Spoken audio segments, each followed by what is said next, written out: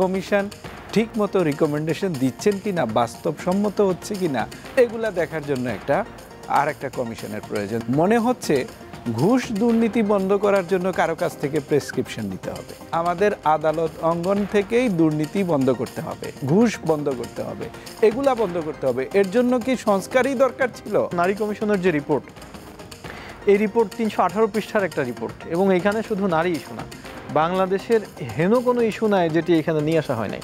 আমি মনে করি এটি অপ্রয়োজনীয় ছিল।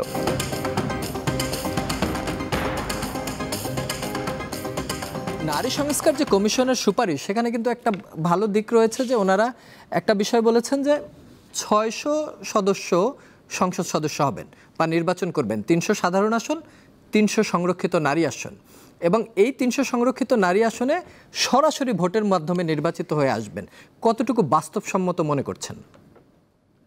দেখুন, সংস্কার বিষয়ে অনেকগুলো রিকমেন্ডেশন আসছে, কিন্তু এই জায়গাটাতেই প্রশ্ন, আমরা যে রিকমেন্ডেশন দিয়ে বিষয়গুলো ছেড়ে দিচ্ছি, এগুলো আদৌ বাস্তবসম্মত হচ্ছে কিনা সেটা দেখার জন্য এখন মনে হচ্ছে আরেকটা সংস্কার বা আরেকটা কমিশন গঠন হওয়া দরকার, যে এই কমিশন ঠিকমতো রিকমেন্ডেশন দিচ্ছেন কিনা, বাস্তবসম্মত হচ্ছে কিনা, এগুলা দেখার জন্য আরেকটা কমিশনের প্রয়োজন। যেমন ধরুন, আমরা এখন যেভাবে হাঁটছি, মনে হচ্ছে ঘুষ দুর্নীতি বন্ধ করার জন্য কারো কাছ থেকে প্রেসক্রিপশন নিতে হবে, যে ঘুষ দুর্নীতি বন্ধ করতে হবে, এটার জন্য আমাদের সংস্কার কমিশন লাগবে।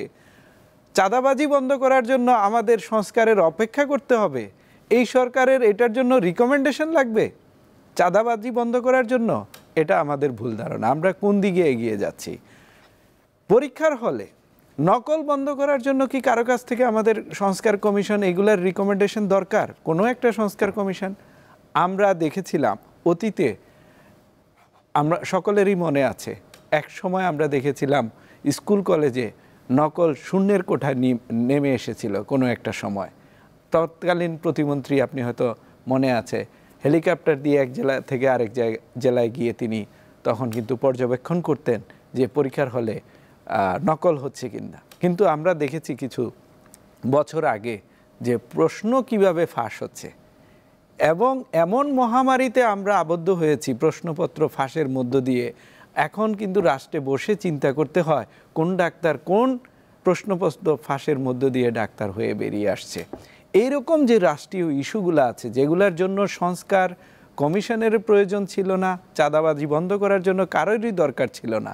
একটু আগে আপনি বলেছিলেন যে আমরা ডেভিল হান্ট একটা অপারেশন দেখেছি, এটা কেন বন্ধ হয়ে গেল, বা এটার কেন আমরা রিফ্লেকশন দেখছি না? এটা দেখানোর জন্য রাজনৈতিক বা পলিটিক্যাল যারা রয়েছেন তারা কতটুকু সৎ উদ্যোগ দেখিয়েছেন, বা বর্তমান ইন্টারিম গভর্নমেন্টকে তারা কতটুকু এই জায়গায় অন্ততপক্ষে সমর্থন দিয়ে বলেছেন যে আপনি শতভাগ চাঁদাবাজি বন্ধ করার জন্য 100% উদ্যোগ নেন। তাহলেই কিন্তু বোঝা যেত রাজনৈতিক দলগুলা আমাদের জন্য, নাগরিকদের জন্য কতটুকু সক্রিয় ভূমিকা পালন করছে। যারা এই বিষয়গুলা, একটা প্রতিষ্ঠান থেকে দুর্নীতি বন্ধ করতে হবে, আমি ধরে নিলাম আমাদের আদালত অঙ্গন থেকেই দুর্নীতি বন্ধ করতে হবে, ঘুষ বন্ধ করতে হবে, এগুলা বন্ধ করতে হবে। এর জন্য কি সংস্কারই দরকার ছিল? তাহলে আমাদের চিন্তার জগতেই কিন্তু আমরা পিছিয়ে পড়ছি। যে সকল বিষয় নিয়ে সংস্কারেরই প্রয়োজন ছিল না, সেই সকল জায়গায় আমরা হাঁটছি। আরেকটা উদাহরণ দিই এখানে, গুরুত্বপূর্ণ বিষয়। এই যে সংস্কারের বিষয়গুলা, একটা ডাক্তারের গল্প আছে। একজন ডাক্তার গ্রামের একজন রোগীকে প্রেসক্রিপশন দিয়ে বললেন যে আপনি প্রতিদিন সকালে এই ট্যাবলেট খাবেন, রাতে এই ট্যাবলেট খাবেন, এইভাবে 15 দিন আপনাকে ট্যাবলেট খেতে হবে। ভদ্রলোক বাড়িতে গিয়ে চিন্তা করলেন, ডাক্তার বেটার মাথায় বুদ্ধি নাই, আমাকে 15 দিনের ঔষধ দিয়েছে, আমি সবগুলা ঔষধ একসাথে খেয়ে নিলেই তো হয়। তো এরকম একটা ইস্যু এসে দাঁড়িয়েছে। আমরা ভাবছি যে এই সংস্কারের রিকমেন্ডেশন দিয়ে আমাকে ছেড়ে দিবে, কিন্তু এটা কবে বাস্তবায়ন হবে, কিভাবে হবে, আর এই ইন্টারিম গভর্নমেন্ট কি কি কাজ করে যেতে পারবে বা করে দেখিয়ে দেওয়া দরকার ছিল, এই বিষয়গুলোতে কিন্তু আমরা পিছিয়ে পড়ছি। রওশন আলী, ধন্যবাদ। রাফেজ সালমান, রিফাত, আমরা কি সব একসাথে খেয়ে ফেলার চেষ্টা করছি এই ওষুধের গল্পের মতো, নাকি সংস্কার কি আদৌ শেষ পর্যন্ত আমরা কিছু করে যেতে পারবো, নাকি এই অন্তর্বর্তীকালীন সরকার শেষ পর্যন্ত ব্যর্থ হয়ে নির্বাচন দিয়ে ক্ষমতা ছেড়ে চলে যাবে? আচ্ছা, তার আগে আগের যে প্রশ্নটি আপনি করেছিলেন তার ছোট একটু আমি উত্তর দিয়ে নিই। সেটি হচ্ছে যে নতুন রাজনৈতিক দল আসার বা এতগুলো প্ল্যাটফর্ম হওয়ার জরুরত আছে কিনা।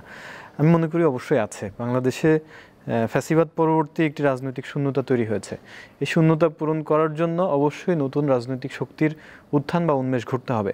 যদি না ঘটে তাহলে আবারও ওই ফ্যাসিবাদী রাজনৈতিক দল তাদের ফ্যাসিবাদী কায়দার যে রাজনৈতিক চর্চা সেটি করার জন্য আবার ফিরে আসবে। তো আমরা কেউই এটি চাই না, বাংলাদেশের জনগণ এটি চায় না।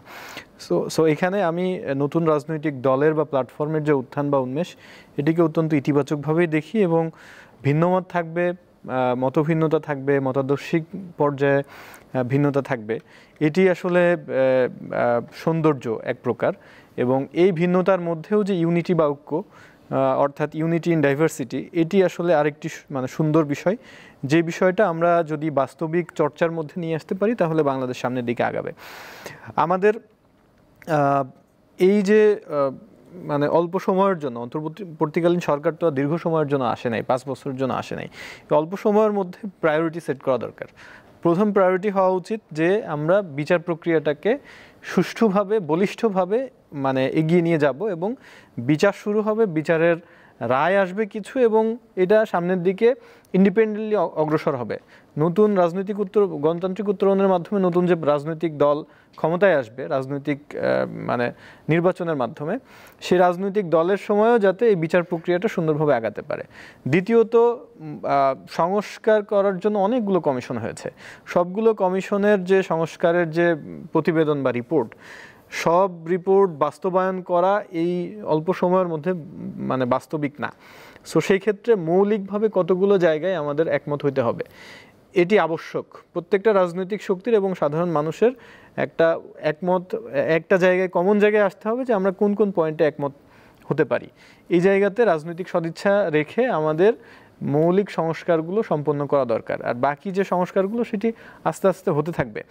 একইভাবে সংস্কার প্রক্রিয়ায় যেমন নারী কমিশনের যে রিপোর্ট, এই রিপোর্ট 318 পৃষ্ঠার একটা রিপোর্ট, এবং এখানে শুধু নারী ইস্যু না, বাংলাদেশের হেন কোনো ইস্যু নাই যেটি এখানে নিয়ে আসা হয় নাই। আমি মনে করি এটি অপ্রয়োজনীয় ছিল, এবং এটার মধ্য দিয়ে অন্যান্য সংস্কার কমিশন যে রিপোর্টগুলো দিয়েছে, যে বাস্তবিক যে সংস্কারগুলো হওয়া দরকার, সেখান থেকে ফোকাস সরে গিয়ে এখন অপ্রয়োজনীয় নানান বিতর্কের মধ্যে বাংলাদেশের মানুষ খাবি খাচ্ছে। এই যে নারী ইস্যুতে দেখেন এখন পুরো বাংলাদেশ ডুবে আছে, যে এই সংস্কার কমিশন মানে কত ধরনের অযৌক্তিক, অপ্রয়োজনীয় এবং কিছু সাংঘর্ষিক যে বিশ্বাসের সাথে, মূল্যবোধের সাথে, যে মূল্যবোধ এবং বিশ্বাস বাংলাদেশের সিংহভাগ মানুষ চর্চা করে, যেগুলো ধর্মীয় বিশ্বাস থেকে এসেছে, সেই জায়গাগুলোতে যখন এরকম বিতর্কিত ইস্যু আসে, তখন আমরা অপ্রয়োজনীয় বিষয়ের দিকে আমাদের মনোযোগ সরে যায় এবং আমরা সেই বিতর্কে লিপ্ত হই। এটি অপ্রয়োজনীয় ছিল। আমি মনে করি যে আদতে বাংলাদেশে আসলে সামনের সময়টাতে যে রাজনৈতিক একটা সংকট, আমরা সংকটই বলবো, সংকট তৈরি হয়েছে, ফ্যাসিবাদের মধ্য দিয়ে এই সংকটটা তৈরি হয়েছে। তো এই সংকট পূরণ হতে আমাদের সময় লাগবে, এবং সেই সংকট পূরণে আমাদের সুষ্ঠু রাজনৈতিক চর্চা দরকার, সুন্দর রাজনৈতিক সংস্কৃতি প্রতিষ্ঠা করা দরকার। শুধুমাত্র পলিসির পরিবর্তনের মধ্য দিয়ে, সংস্কার তো কিছু আইনগত এবং পলিসিগত পরিবর্তন, এই পরিবর্তনের মধ্য দিয়ে বাংলাদেশের মানুষের আকাঙ্ক্ষিত যে মুক্তি সেটি নিশ্চিত হবে না, যতক্ষণ পর্যন্ত না আমরা আমাদের নিজেদের মনোবৃত্তি, ব্যক্তিগত, কালেকটিভ এবং দলীয় যেই চর্চাটা, যেই সংস্কৃতি বাংলাদেশে রয়ে গেছে, এই সংস্কৃতির মধ্যে পরিবর্তন নিয়ে আসতে না পারি। বাংলাদেশ সেজন্যই কাজ করছে।